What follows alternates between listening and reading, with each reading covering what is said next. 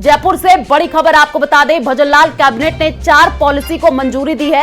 Rajasthan textile and April policy, आपको बता दें कि राजस्थान डेटा सेंटर पॉलिसी को मंजूरी मिली है, राजस्थान युवा नीति पॉलिसी को मंजूरी मिली है। इस वक्त की यह बड़ी जानकारी आपको दे रहा है। राजस्थान लॉजिस्टिक पॉलिसी को भी मंजूरी दी गई है। कैबिनेट मीटिंग में रीको को विशेष अधिकार दिए गए हैं। अब यूनिवर्सिटी के कुलपति कुलगुरु कहलाएंगे। राजस्थान लॉजिस्टिक पॉलिसी 2025 में कई प्रावधान हुए हैं और इस फील्ड में निवेश करने पर आपको बता दें कि 5 से 50 करोड़ का अनुदान मिलेगा। उद्योग वाणिज्य आयुक्त का पद स्वीकृत होगा।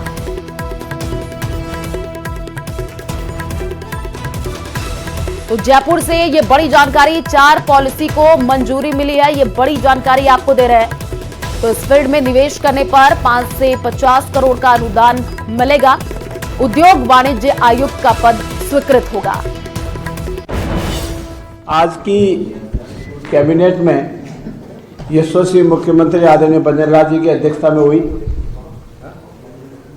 कुछ महत्वपूर्ण पॉलिसीज को कैबिनेट की मंजूरी दी गई। कुछ आवश्यक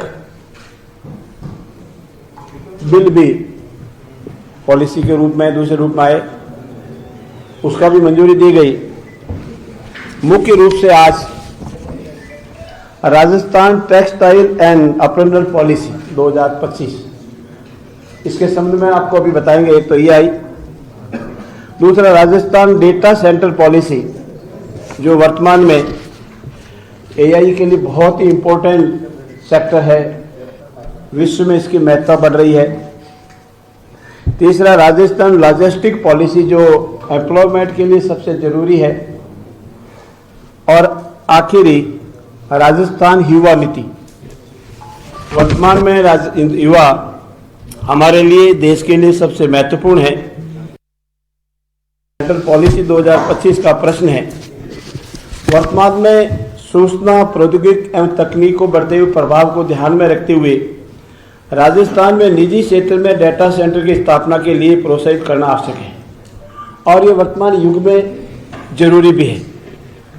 ऐसे स्थापित होने वाले डेटा सेंटर्स के लिए विशेष नीति लागू किए जाने की आवश्यकता महसूस काफी समय से की जा रही थी और इसी को आज लागू किया गया है। इस नीति के तहत सेंटर की गतिविधियों की दक्षता, हमारे डेटा सेंटर से उनकी सुरक्षा, विश्वसनीयता को भी प्रभावी बनाएगी और मुख्य रूप से आगामी 5 वर्षों के लिए 300 मेगावाट तक के डेटा सेंटर हम विकसित करेंगे। साथ ही साथ राज्य में 20,000 करोड़ का निवेश भी आकर्षित करने का पूरा प्रयास होगा। राजस्थान की अर्थव्यवस्था के लिए सबसे महत्वपूर्ण है। रोजगार के लिहाज से लघु उद्यम, तो हमारे जो सूक्ष्म उद्यम है, लघु उद्योग जो एमएसएमई सेक्टर है उसके लिए, और साथ ही साथ अर्थव्यवस्था को गति देने के लिए भी। और इसीलिए वस्त्र और परिधान क्षेत्र में सेक्टर को सबसे महत्वपूर्ण माना गया और इसी कारण आज इस पॉलिसी को मंजूरी दी गई है। इसमें शहर के अलावा ग्रामीण क्षेत्रों को भी विशेष फोकस किया गया है। 10 वर्ष तक 80 करोड़ रुपए के प्रतिवर्ष तक एसेट क्रिएट किए जाकर इसमें भी प्रावधान किया गया है। भूमि, भवन, क्रय या लीज, आइदर यू परचेज और आप लीज पे लें। बड़े बड़े आश्रम होते थे, गुरुजी होते थे, पढ़ाते थे और उसकी एक परंपराएं थी। तो उसी में हमारे जो वाइस चांसलर है और कोई जो पद नाम से जाना जाते थे, vice chancellor, pro vice chancellor, उसको आज से हमने कुलगुरु और प्रतिकुल गुरु के नाम से जानेंगे। ही हमने यूनिवर्सिटी एक्ट में अमेंडमेंट किए। उनके आज की जो परिभाषा होगी, कुलगुरु और प्रतिकुल गुरु, जो वाइस चांसलर है वो कुलगुरु, जो प्रो वाइस चांसलर है प्रतिकुल गुरु के नाम से जाने जाएंगे। ये मोटे मोटे रूप में आज कैबिनेट ने अप्रूव किए हैं। और इसी बीच सिरोही से बड़ी खबर सामने आ रही है। आबू रोड में धर्मांतरण की सूचना से हड़कंप मच गया है। आपको बता दें कि चर्च में आदिवासी लोगों के धर्मांतरण की सूचना मिली। बेला फुसलाकर धर्मांतरण की सूचना मिली थी। हिंदू संगठन के लोगों ने जोरदार प्रदर्शन किया है और सूचना के बाद आबू रोड पुलिस चर्च के बाहर पहुंची है। धर्मांतरण को लेकर के हिंदू संगठनों में भारी नाराजगी देखने को मिल रही है। रेलवे कॉलोनी में स्थित चर्च की ये घटना बताई जा रही है। तो बड़ी जानकारी, धर्मांतरण की जैसे ही सूचना मिली तो हड़कंप मच गया।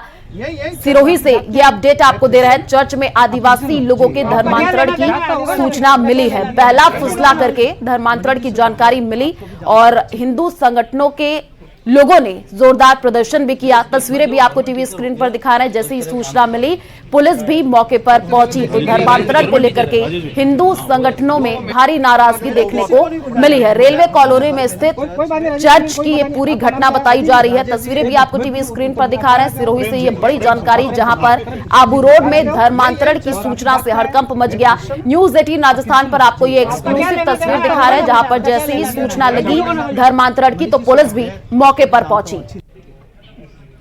पर इस तरीके से आदिवासी जो बंधु हैं और भगनी ये सारे इकट्ठे हुए थे। मैंने आकर के यहाँ देखा और वो सूचना दी सीआई साहब को कि इस तरीके की गतिविधियाँ हो रही है और उसके हिसाब से कार्रवाई की जाए। तो सीआई साहब ने पहले हेड साहब को भेजा, फिर स्वयं यहाँ पधारे और हमारी ये थी कि आदिवासी जो महिलाएँ हैं या जो पुरुष हैं उनको लिस्टिंग किया जाए। ये उनको बहला और फुसला करके यहाँ लाया गया है और इस पर इनकी कार्रवाई की जाए। और उस आधार पे इन्होंने अभी लिस्टें बनाई है और जो भी इनकी बहला फुसा के इनकी तरफ से जो भी बयान दिए हैं, लेकिन हमारा यही कहना है कि ये इस तरीके की गतिविधियाँ पूरे इस क्षेत्र में हो रहा है, जिसके मेन सूत्रधार जो है जिसका नाम मैंने राजेश मकवाना और उनकी श्रीमती जो सरकारी कर्मचारी भी है और सोमानी जो मैंने एक नामजद करके दिया हुआ है, वो सब जो है इस क्षेत्र के अंदर में इसी गतिविधियों में। और इसी खबर पर ज्यादा जानकारी के लिए संवाददाता प्रतीक हमारे साथ जुड़ चुके हैं। प्रतीक, बहला फुसला करके धर्मांतरण कराया जा रहा था, कौन थे ये लोग? जांच में कुछ निकल करके सामने आया है क्या?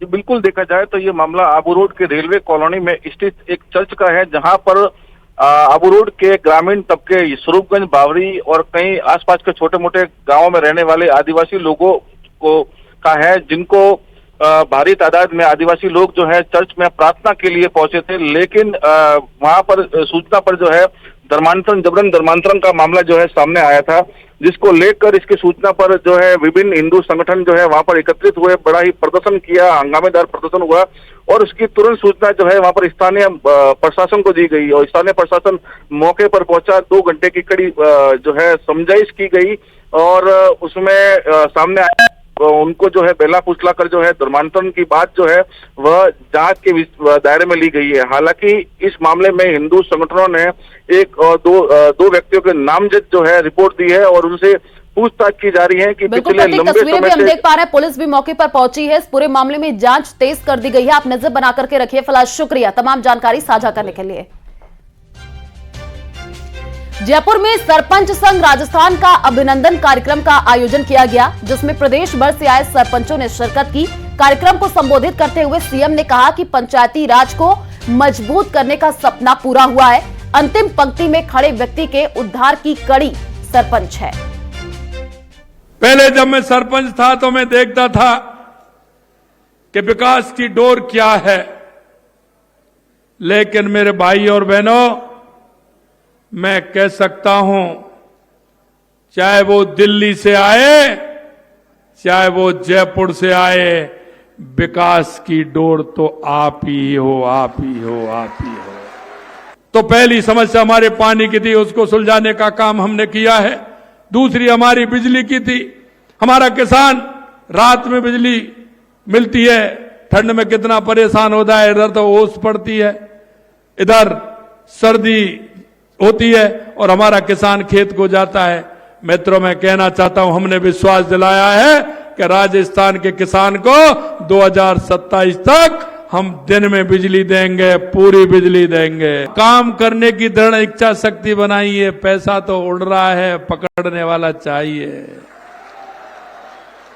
पकड़ने वाला चाहिए।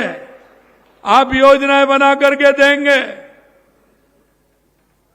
हमारी सरकार कृत संकल्प है गांव और गरीब, किसान, मजदूर के विकास के लिए। इसलिए किसी तरह की चिंता करने की जरूरत नहीं है। किसी भी जनप्रतिनिधि को देख लीजिए, वो चेक पर साइन करने वाली अगर कोई संस्था है, कोई जनप्रतिनिधि है, तो वो सिर्फ एक सरपंच ही है। दूसरा है क्या कोई बताइए? अरे दूसरा कोई है क्या? तो तुमसे बड़ा ताकतवर कौन हो सकता है कि जो साइन करके और किसी का भी भला कर सकते हैं? ऐसा बड़ा अधिकार किसी को है क्या? तो इसलिए मैं कह रहा हूं कि सरपंच हमारा सबसे बड़ा जनप्रतिनिधि होता है। अब हमारे से कहते हैं कि आपने ऐसे कैसे कर दिया? अरे मैंने क्या कर दिया? हमने तो कैलेंडर भी निकाल दिया और आपने देखा होगा हम 60,000 नियुक्ति पत्र दे चुके और 15,000 अभी दे देंगे, 75 हो जाएंगे। जुलाई में हमारा बजट आया था, 1 साल के लिए कहा, जुलाई तक हम 1 लाख नौकरी देंगे, 1 लाख युवाओं को नौकरी देने का काम करेंगे। राजसमंद में ग्राम पंचायत उपली ओडन सहित 9 राजस्व गांवों को नाथद्वारा नगर पालिका में शामिल करने की राज्य सरकार के स्वायत्त शासन विभाग ने अधिसूचना जारी की। अधिसूचना जारी होने के साथ ही गांवों में विरोध के स्वर तेजी से उठने लग गए। ग्रामीणों ने राज्य सरकार के प्रति रोष जताते हुए अधिसूचना जल्द रद्द करने की मांग की। अधिसूचना रद्द नहीं करने पर ग्रामीणों ने उग्र प्रदर्शन की चेतावनी दी।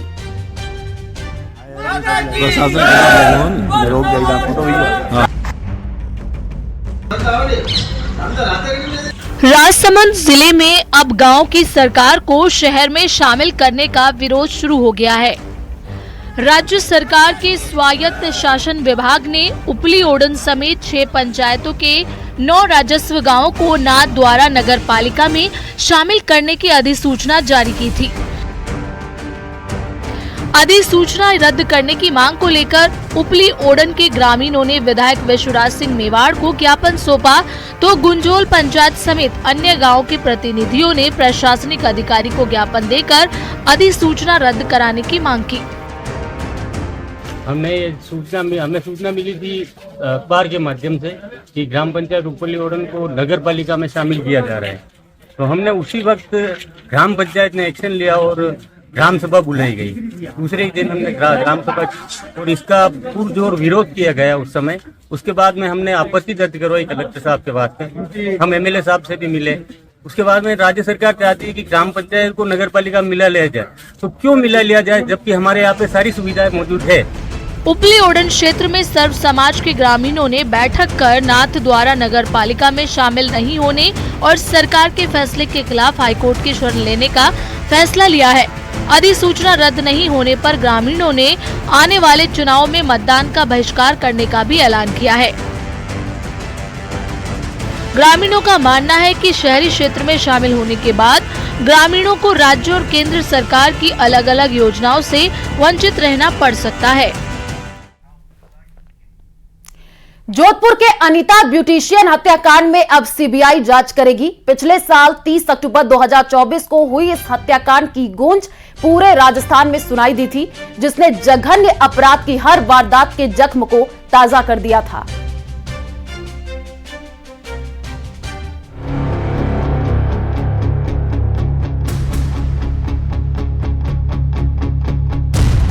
अनीता हत्याकांड में अब सीबीआई की एंट्री। सीबीआई खंगालेगी चप्पा चप्पा, खोलेगी राज। आरोपी उगलेंगे सच, बताएंगे हत्याकांड।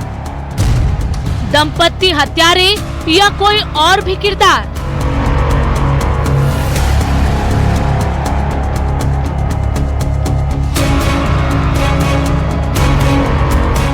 अनीता हत्याकांड में अब सीबीआई परत दर परत हर राज खोलेगी। सीबीआई ने केस दर्ज कर लिया है और अब आरोपियों से जघन्य हत्याकांड का सिलसिलेवार तरीके से पूरा कबूलनामा उगलवाएगी। पिछले साल 30 अक्टूबर 2024 को हुए इस हत्याकांड की गूंज पूरे राजस्थान को सुनाई दी। मामले में पुलिस ने कुछ दिन पहले ही 30 जनवरी को कोर्ट में चार्जशीट पेश की। इसमें सिर्फ गुलामुद्दीन और उसकी पत्नी आबिदा को ही आरोपी माना था। अनीता मर्डर मैटर में 90 डेज पूरे होने पर 2 आरोपियों के खिलाफ चार्जशीट पेश की गई। 2 मुलजिम हैं, जिसमें एक मुख्य मुलजिम गुलामुद्दीन फारूकी, सेकंड उसकी वाइफ है जो आबिदा, उनके खिलाफ चार्जशीट पेश की गई है। धाराएं हैं 103 और 309 और अन्य BNS धाराओं में चार्जशीट पेश की। सर, इस मामले में क्या कारण रहे हत्या के? अभी तक इन्वेस्टिगेशन लूट के उद्देश्य से ही सामने आया। क्या और भी कोई आरोपी सामने आ सकता है आने वाले दिनों? और आरोपियों के संबंध में अभी तक का तो नहीं हुआ, बट जो एफएसएल रिपोर्ट आती है उसके बाद देखते हैं। सीबीआई की एफआईआर में तैयब अंसारी और अनीता की सहेली सुनीता को भी आरोपी बनाया गया है। अंसारी प्रॉपर्टी डीलर है और परिवार का आरोप है कि उसके राजनीतिक रसूख के कारण कार्रवाई नहीं की जा रही। संभवतः 1-2 दिन में सीबीआई की टीम जांच के लिए जोधपुर पहुंच सकती है। अनीता मर्डर केस की जांच सीबीआई से कराने की मांग को लेकर परिजनों ने कई दिनों तक शव नहीं उठाया था। 21 दिन बाद जनप्रतिनिधियों की मौजूदगी में 19 नवंबर को सहमति बनी। इसमें सीबीआई जांच की अनुशंसा की शर्त को भी शामिल किया गया, जिसके बाद 28 नवंबर 2024 को सरकार ने सीबीआई से जांच कराने की अनुशंसा भेजी थी, लेकिन फिर कोर्ट ने राज्य सरकार को नोटिस जारी कर जवाब तलब किया था। दरअसल 27 अक्टूबर सरदारपुरा थाने में अनीता की गुमशुदगी की रिपोर्ट दर्ज हुई। 30 अक्टूबर अनीता का शव गड्ढे में 6 टुकड़ों में मिला। 31 अक्टूबर पीड़ित परिवार तेजा मंदिर पे धरने पर बैठा। 6 नवंबर सर्व समाज की बैठक में सीबीआई की मांग हुई। 7 नवंबर मुख्य आरोपी गुलामुद्दीन फारूकी मुंबई से गिरफ्तार किया गया। इस हत्या की वजह लूट बताई गई थी, जिसके बाद परिजनों ने लंबे समय तक धरना दिया और आरएलपी सुप्रीमो हनुमान बेनीवाल के हस्तक्षेप के बाद इस मामले की जांच सीबीआई से कराने की अनुशंसा की गई थी और सीबीआई ने गुलामुद्दीन, सुनीता और तैयब अंसारी के खिलाफ मुकदमा नामजद दर्ज किया है। जल्द इस मामले की जांच सीबीआई शुरू करने वाली है। और समझौता वार्ता में यह तय हुई कि इस प्रकरण की जांच जो है वो भारत की सर्वोच्च जांच एजेंसी सीबीआई से जांच की जानी चाहिए। तो इस बात का मैं कमिटमेंट करके आया था और आज ऐसा सरकार ने अपना कमिटमेंट पूरा किया। इसके लिए आदरणीय भजन लाल जी यदि धन्यवाद के पात्र है। उन्होंने 36 कौम के सर्व समाज के सभी लोगों की भावनाओं का आदर किया और इस बात के लिए देश के गृह मंत्री आदरणीय अमित शाह जी का भी मैं बहुत बहुत धन्यवाद देना चाहूंगा। शहर के बहुचर्चित हत्याकांड में पुलिस शुरुआत से ही गफलत में नजर आई। पुलिस पर मनमर्जी करने के भी आरोप लगे। जांच को लेकर बने दबाव के बाद पुलिस ने इस मामले में चार्जशीट पेश कर सिर्फ गुलामुद्दीन और उसकी पत्नी को ही आरोपी माना। इसके अलावा तैयब अंसारी को लेकर पुलिस की चुप्पी के चलते कई तरह के सवाल खड़े होते रहे, जो अब भी बने हुए हैं। ऐसे में अब सीबीआई की जांच में इन सवालों से जुड़े जवाब सामने आने की उम्मीद परिजनों को है। जोधपुर से चंद्रशेखर व्यास की रिपोर्ट।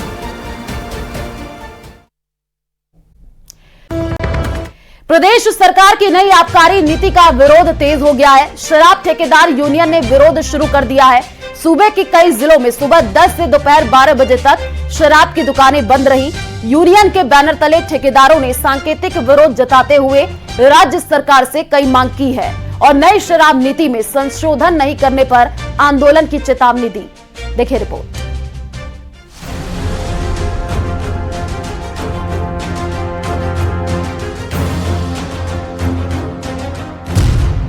नई आबकारी नीति पर संग्राम, विरोध पर उतरे शराब ठेकेदार। बोले असुविधा के लिए खेद है।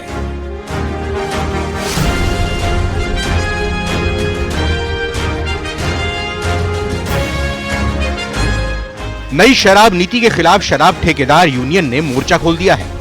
मंगलवार को यूनियन के बैनर तले ठेकेदारों ने सांकेतिक विरोध जताते हुए शराब ठेकेदारों ने प्रदेश भर में 2 घंटे तक शटर डाउन रखे। हनुमानगढ़ में ठेकों का समय रात 11 बजे तक करने समेत कई मांगों को लेकर शराब ठेकेदारों ने आबकारी विभाग के खिलाफ प्रदर्शन किया। शराब ठेकेदारों का आरोप है कि पंजाब और हरियाणा में रात 11 बजे तक ठेके खुलने का नुकसान उन्हें हो रहा है। इसके अलावा तस्करी की बात भी की। जो गारंटी का जो एम दिया था ALF का, उसका कोई दुकानों का शो ही नहीं हो रहा। तो आगे 10 तारीख तक हमें माल उठा के आगे रिन्यू कराने का टारगेट दिया गया है। और पिछले साल जो सरकार ने ठेकेदारों से वादा किया था कि आपका रात्रि का समय 11 बजे तक का दुकानों को बढ़ाएंगे, वो आज तक बढ़ाया नहीं गया है।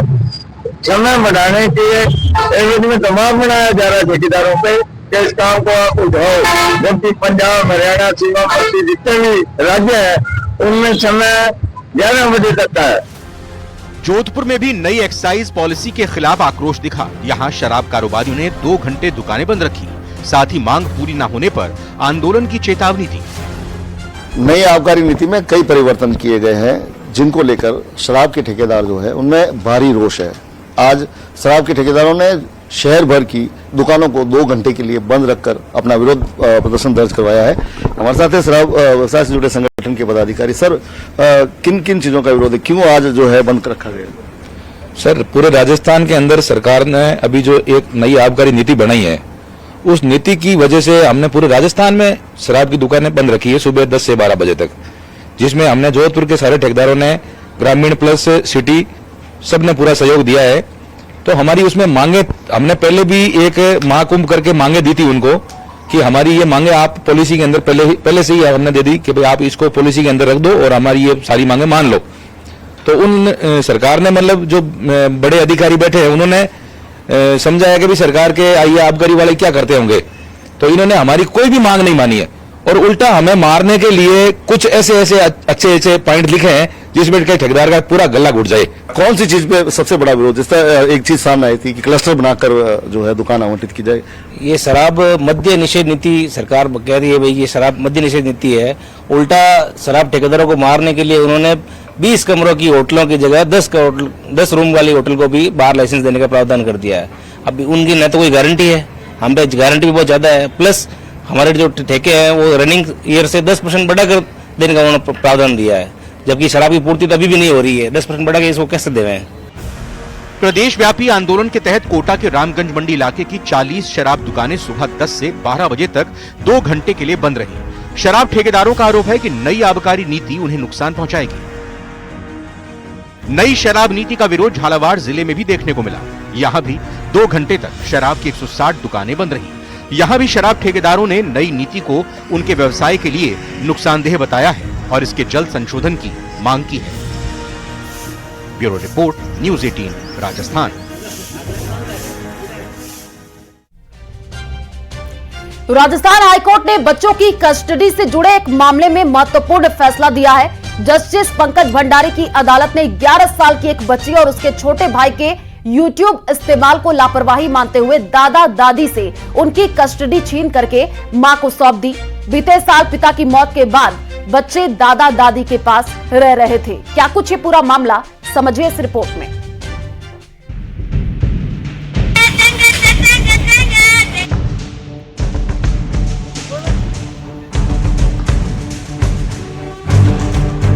बच्चों की रील बनाने पर राजस्थान हाईकोर्ट का बड़ा फैसला। दादा दादी से कस्टडी छीनकर मां को सौंपी। पिता की मौत के बाद दादा दादी संभाल रहे थे बच्चे। राजस्थान हाईकोर्ट के इस फैसले ने एक तरफ बच्चों की कस्टडी को लेकर नई बहस छेड़ दी है, वहीं दूसरी तरफ बच्चों के सोशल मीडिया के इस्तेमाल को लेकर भी सवाल खड़े हो गए हैं। जस्टिस पंकज भंडारी की अदालत ने बच्चों की मां की याचिका पर फैसला सुनाते हुए 11 साल की एक बच्ची और उसके छोटे भाई की कस्टडी मां को सौंप दी। कोर्ट ने बच्चों के सोशल मीडिया इस्तेमाल को लापरवाही मानते हुए दादा दादी से उनकी कस्टडी छीनकर मां को सौंपी। ये मामला जयपुर के आमेर क्षेत्र के बुजुर्ग दंपति और उनकी बहू के बीच बच्चों की कस्टडी पाने को लेकर था। कोर्ट ने ये फैसला बच्ची की रील्स देखने के बाद दिया, जिसमें एक वीडियो इंजेक्शन के साथ स्टंट करते हुए भी था, जिसमें वो इंजेक्शन को पहले अपने हाथ की तरफ लाती है और फिर उससे पानी की बौछार करती है। इसके अलावा बच्ची ने कई ट्रेंडिंग गानों पर भी रील बनाई थी। मनोचिकित्सक भी मानते हैं कि बच्चों को जितना हो सके मोबाइल से दूर रखें और ज्यादा से ज्यादा वक्त उनके साथ बिताएं। ऑनलाइन कंटेंट्स की होड़ में इतना लग जाते हैं कि वो लाइक्स और शेयर की दुनिया से इतने प्रभावित हो जाते हैं कि कभी कभार जो है ऐसा भी हो सकता है कि उनकी उम्र के हिसाब से अनुचित या हिंसक कंटेंट के वो संपर्क में आ जाएं और जो है उनका मूड हो गया या फिर उनकी जो भावनाएं हो गई वो ऑनलाइन अप्रिसिएशन से प्रभावित होने लग जाते हैं। ऐसा ही नहीं, ऐसे बच्चे साइबर बुलिंग का भी कई बार शिकार बनते हैं। तो एक अभिभावक होने के नाते ये आपकी जिम्मेदारी हो जाती है कि आप कम उम्र के अंदर बच्चों को किसी भी प्रकार से जो है इस प्रकार के डिजिटल कंटेंट के संपर्क में आने से रोकें, उनका स्क्रीन एक्सपोजर कम करें और ज्यादा से ज्यादा समय बिताने का प्रयास। कोर्ट ने अपने फैसले में माना कि बच्चों की सही देखभाल उनकी मां ही कर सकती है। हालांकि कोर्ट ने दादा दादी को हर रविवार दोपहर 12 बजे से शाम 5 बजे तक मिलने और उन्हें अपने साथ रखने की इजाजत दी है। अदालत ने पुलिस को निर्देश दिया कि बच्चों को सुरक्षित रूप से उनकी मां के पास पहुंचाया जाए। कोर्ट ने फैसला देते हुए कहा कि 11 साल की बच्ची खुद वीडियो बना रही है, एडिट कर रही है, अपलोड कर रही है, लेकिन उसके दादा दादी ने कभी ये नहीं देखा कि वो क्या कर रही है। ये गंभीर लापरवाही है। YouTube जैसे प्लेटफॉर्म पर बिना किसी गाइडेंस के इतनी छोटी उम्र की बच्ची की मौजूदगी उसे साइबर खतरों की चपेट में ला सकती थी, लेकिन परिवार ने इसे गंभीरता से नहीं लिया। एक छोटी बच्ची का बार बार वीडियो बनाना, ऑनलाइन सक्रिय रहना और इसकी कमाई का किसी और के पास जाना इस बात का संकेत है कि बच्चों की सही देखभाल नहीं हो रही। इस फैसले का सबसे बड़ा आधार बना बच्ची का YouTube चैनल और उस पर अपलोड की गई रील्स और वीडियोस। दरअसल बच्चों की मां ने कोर्ट में याचिका दायर कर शिकायत की थी कि उसकी बेटी दिन भर सोशल मीडिया पर लगी रहती है, उल्टा सीधा कंटेंट डालती है। राजस्थान हाई कोर्ट के फैसले ने एक मां को उसके बच्चों की कस्टडी दिला दी, लेकिन बच्चों के सोशल मीडिया इस्तेमाल को लेकर बहस छेड़ दी है। जहां माँ बाप के बीच रहकर भी बच्चे धड़ल्ले से सोशल मीडिया पर एक्टिव रहते हैं। कोटपूतली से न्यूज़ 18 राजस्थान के लिए हीरा लाल की रिपोर्ट।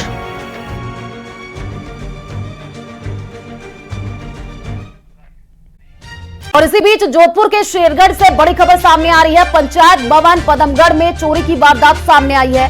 पंचायत के रिकॉर्ड समेत अन्य सामान चोरी हो गए हैं। ई मित्र के कमरे से 8700 रुपए भी चुराए गए हैं। चोरी की वारदात सीसीटीवी में कैद हो गई है। 3 चोरों के खिलाफ मामला दर्ज किया गया है। इस वक्त की बड़ी जानकारी आपको जोधपुर के शेरगढ़ से दे रहे हैं, जहां पर पंचायत भवन पदमगढ़ में चोरी की वारदात सामने आई है। ई मित्र के कमरे से 8700 रुपए भी चुराए गए हैं और चोरी की ये पूरी वारदात सीसीटीवी कैमरे में कैद हो गई है। तस्वीरें आपको टीवी स्क्रीन पर दिखा रहे हैं, जिसमें आपको चोर नजर आ रहे हैं। 3 चोरों के खिलाफ पुलिस ने मामला दर्ज कर लिया है। पंचायत भवन पदमगढ़ में चोरी की ये वारदात सामने आई है। आप देखिए, 2 नकाबपोश जो है बदमाश चोर पहुंचते हैं और चोरी की वारदात को अंजाम देते हैं और वहां से फरार हो जाते हैं। पूरी घटना सीसीटीवी कैमरे में कैद हो गई है और उसी के आधार पर पुलिस अब इस पूरे मामले की जांच में जुटेगी। तो तस्वीरें भी आपको दिखा रहे हैं। देखिए कैसे 2 नकाबपोश चोर पहुंचते हैं और चोरी की वारदात को अंजाम देकर के वहां से फरार।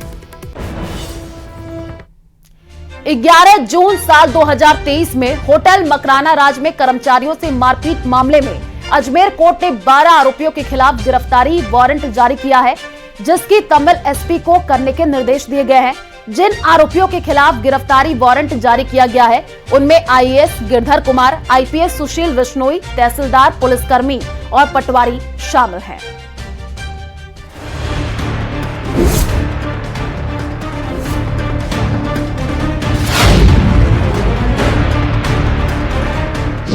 अफसरों को पावर दिखाना पड़ा भारी। 12 अधिकारियों को कोर्ट से झटका। जारी किया गया गिरफ्तारी वारंट।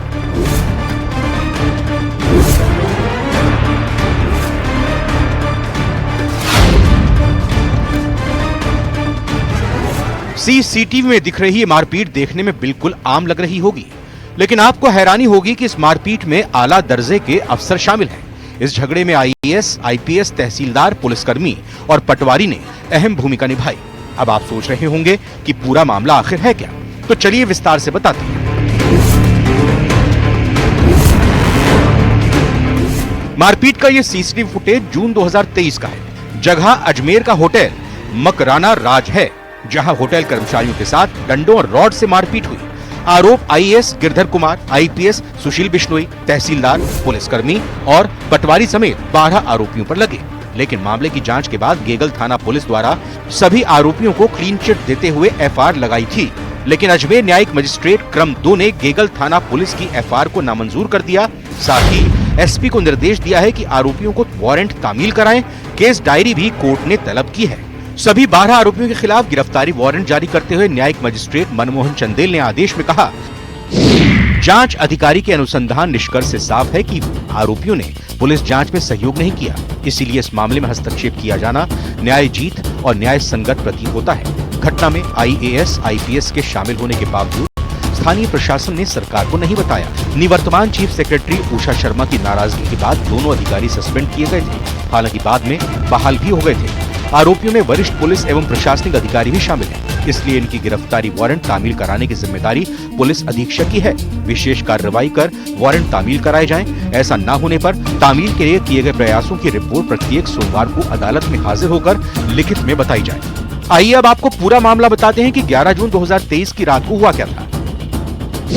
होटल मकराना राज के बाहर आईपीएस सुशील बिश्नोई और आईएएस गिरधर समेत अन्य अफसर बैठे थे।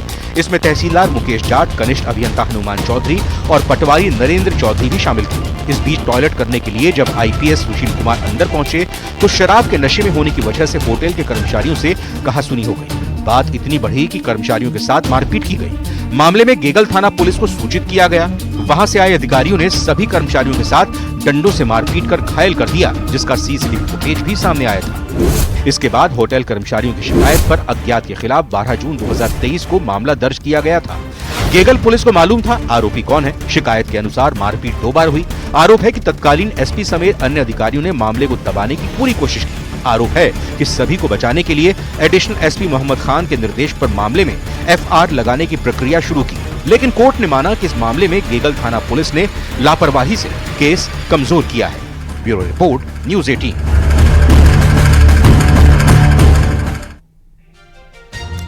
डिडवाना में बिजली विभाग के रवैये से लोग परेशान हैं। डिजिटल बिलिंग सिस्टम से लोगों की जेब पर डाका डाला जा रहा है। सभी को भारी भरकम बिल भेजे जा रहे हैं। चक्कर काटने के बाद भी बिलों का पैसा माइनस नहीं किया जा रहा है और लोगों के घरों में हाहाकार मच गया है।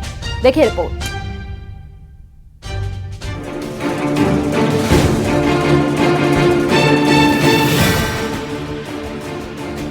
डिडवाना शहर के लोग इन दिनों बिजली विभाग के कार्यालय के चक्कर काट रहे हैं। डिस्कॉम ने अब डिजिटल बिलिंग शुरू किया और इस डिजिटल बिलिंग ने तो लोगों के होश ही उड़ा दिए, क्योंकि उपभोक्ताओं के बिल ही हजारों से लाखों तक आए हैं। किसी का 20,000 तो किसी का 25,000 बिजली का बिल आया है। इतना ही नहीं, किसी का तो 1 लाख रुपया तक बिल थमा दिया गया। 4-5 रोज से हम चक्कर काट रहे हैं बिजली विभाग के, वहाँ कोई सुनवाई नहीं है, कोई निवारण नहीं है। 35,000 रुपये का बिल आया है तो वो बोलते हैं कि आपका जो है ये स्मार्ट मीटर लगा हुआ है, इसमें जो है ये मीटर लॉक था। तो लॉक था तो हमें क्या पता चला लॉक का तो इनको विभाग वालों को ही पता होता ना, जबकि ये एक तरफ बोलते हैं कि इसकी रीडिंग हमारे पास ऑटोमेटिकली रहती है, तो हम मीटर की तरफ क्यों ध्यान देंगे? हमें क्या पता चलेगा वो लॉक है नहीं हो। और मेरा कोई भी बकाया बिल नहीं है आज तक की तारीख में। मैंने जितने बिल आए हैं सब भरे हैं और पूरा रिकॉर्ड मेरे पास है बिल भरे हुए, लेकिन वहाँ कोई बिजली विभाग में कोई सुनने वाला नहीं है। पब्लिक इतनी परेशान है डिडवाना की, सिर्फ मेरा ही नहीं, सैकड़ों लोगों की भीड़ जमा होती है वहाँ पे। सबके यही एक ही मतलब जो है परेशानी है कि बिजली के बिल किसी का 50,000 का, किसी का 54,000 का, किसी का 30,000 का, किसी का 40,000 का। ये क्या हो रहा है, क्या लूट मची हुई है, कुछ समझ में नहीं आ रहा हमारे को। बिजली विभाग उपभोक्ताओं से फ्यूल चार्ज, सरचार्ज और स्थायी शुल्क जोड़कर बिल जारी करता है। इतना कुछ होने के बाद भी उपभोक्ता शांति से बिल नहीं भर पा रहा, क्योंकि स्मार्ट मीटर ने तरह तरह की परेशानियों उपभोक्ताओं के लिए खड़ी कर रखी हैं। ऊपर से अब डिजिटल बिलिंग का नया फॉर्मूला लागू कर दिया गया। ये हमारे ध्यान में है मामला, ये थोड़ा टेक्निकली स्तर का मामला है, तो इसमें हम जो कंपनी के उच्च लेवल के प्रतिनिधि हैं उनसे जल्दी बात करेंगे और जल्दी से जल्दी सोल्यूशन करेंगे, जिससे कि कंज्यूमरों को परेशानी ना हो। 2 साल से ऊपर के जो है उनका भी कार्य चल रहा है, तो कंपनी के जो कुछ अधिकारी उनसे बात करेंगे, जल्दी से जल्दी समाधान करवाएंगे और उपभोक्ता बनाएंगे। हाँ, पुराने जो के नंबर थे उन उपभोक्ताओं का ही वो एडजस्टमेंट बाकी है, तो वो अभी हम 2-4 दिन में करवा देंगे। दरअसल डिडवाना में बिजली विभाग ने स्मार्ट मीटर लगाए। ये एक प्राइवेट कंपनी के स्मार्ट मीटर है जो लोगों के घरों के बाहर लगाए गए हैं। स्मार्ट मीटर लगाया गया तभी तर्क दिया जा रहा था कि स्मार्ट मीटर में ऑटोमेटिक रीडिंग ऑफिस पर बैठे बैठे देखा जा सकता है और किसी व्यक्ति के घर जाकर रीडिंग लाने की आवश्यकता नहीं रहेगी। इसके बावजूद अब विभाग ने डिजिटल बिलिंग का सिस्टम शुरू कर दिया है। बिजली विभाग जो है ये कहीं पे भी स्पष्ट नहीं कर पा रहा है कि किस ढंग से सब्सिडी कम की जा रही है, किस ढंग से जो पुराना भुगतान किया गया है उसका लेखा जोखा उनके पास है या नहीं है। सिर्फ टाल मटोल करने के अलावा कोई दूसरा नजरिया इनका है नहीं, और टाल मटोल करने के पीछे मुझे कहीं ना कहीं ये नजर आता है कि बिजली विभाग उपभोक्ता के साथ बहुत बड़ी गड़बड़ करने जा रहा है, बहुत बड़ी गड़बड़ कर रहा है। मुझे पूरा विश्वास है कि 1-2 दिन में जो भी अगर किसी की गलत बिल या ज्यादा बिल गया है तो उसकी सुधार के लिए भी अधिकारी तत्पर रूप से बैठे हैं। और उसके बाद भी अगर किसी के साथ हम नहीं चाहते कि किसी के। और इसी बीच जयपुर से बड़ी खबर सामने आ रही है। जल जीवन मिशन से जुड़ा ईडी प्रकरण, आरोपी महेश मित्तल को हाईकोर्ट से राहत मिली है। राजस्थान हाईकोर्ट ने जमानत पर रिहा करने के आदेश दिए हैं। जस्टिस प्रवीर भटनागर की एकल पीठ ने ये आदेश दिए हैं। आपको बता दें कि महेश मित्तल की जमानत याचिका पर आदेश